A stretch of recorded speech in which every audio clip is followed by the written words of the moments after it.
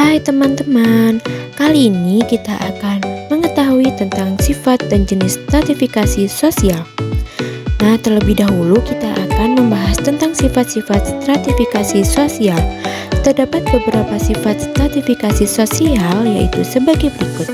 Yang pertama, ada stratifikasi sosial terbuka. Stratifikasi sosial terbuka memungkinkan anggota di tiap lapisan untuk dapat berpindah posisi ke atas atau yang disebut dengan social climbing, dan juga dapat berpindah posisi ke bawah atau yang disebut dengan social sinking. Tentu saja diperlukan usaha untuk mencapai puncak tertinggi, salah satunya lewat pendidikan. Stratifikasi ini bersifat dinamis sehingga siapapun bisa melakukan mobilitas sosial. Nah, contohnya seorang pedagang bakso yang awalnya menggunakan gerobak, kemudian mengembangkan usahanya sehingga dapat membuka restoran bakso di berbagai kota. Yang kedua, ada stratifikasi sosial tertutup. Stratifikasi sosial tertutup biasanya terjadi pada lingkungan kerajaan atau keluarga konglomerat. Sistem pelapisan sosial ini cenderung kaku dan membatasi anggotanya untuk menikah dengan orang di luar mereka. Hal ini karena status sosial yang diperoleh hanya bergantung kepada kelahiran.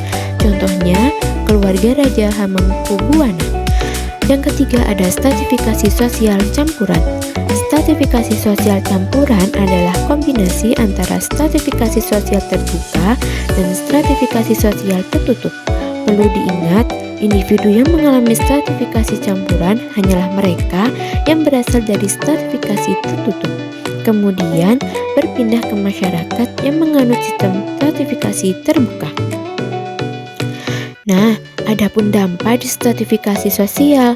Yang pertama, penyalahgunaan kekuasaan dan wewenang oleh pejabat pemerintahan yang dapat merugikan rakyat atau memperburuk citra pemerintah di mata rakyatnya.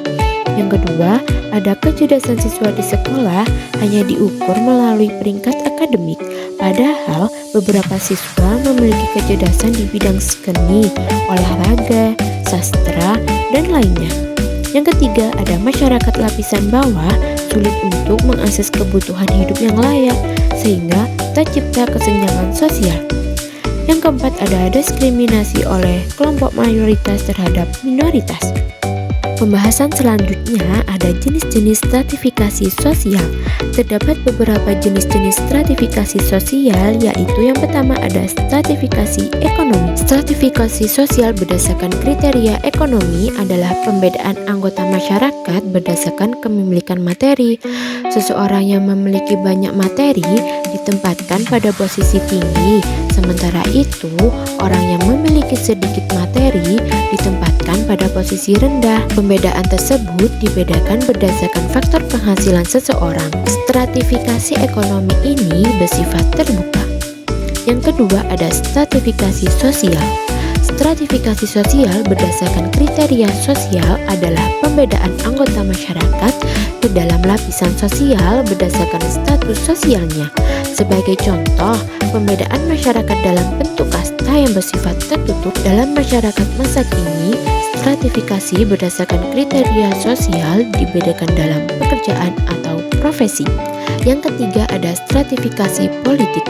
Stratifikasi sosial berdasarkan kriteria politik adalah pembedaan anggota masyarakat berdasarkan tingkat kekuasaan yang dimilikinya. Makin besar kekuasaan yang dimiliki seseorang, makin tinggi posisi dalam struktur sosial, dan makin besar pula kewenangan yang dimiliki. Sebagai contoh, tingkatan jabatan dalam struktur pemerintahan. Nah, itulah sifat dan jenis stratifikasi sosial. Semoga kalian dapat memahaminya dengan baik. Terima kasih.